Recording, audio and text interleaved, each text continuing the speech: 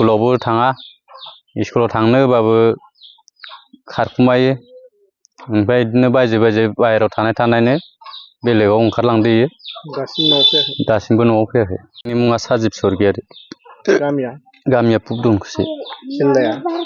जिल्लाया जोंना बाक्सा मा जादों न'खराव जोंहा गथ' सासे गोमाना दङ मोनाखै खोरोमदाव स्वर्गियारि 12-13 दिनसो जाबाय मोनाखै बैसोआ 15 बोसोर जाबाय बियो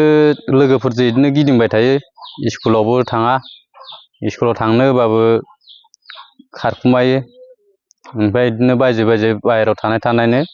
बेलेगाव ओंखारलांदो इयो दासिमबो न'आव फैयाखै मा लुगैदों दा आं बेखौ न'आव फैजानो लुगैदों आरो मोननो लुगैदों मोनोबा हमनानै दोन सोरबाफोर नुयोबा न'खरसिम फोरमायहरनांगौ न'खरसिम फोरमायहरनांगौ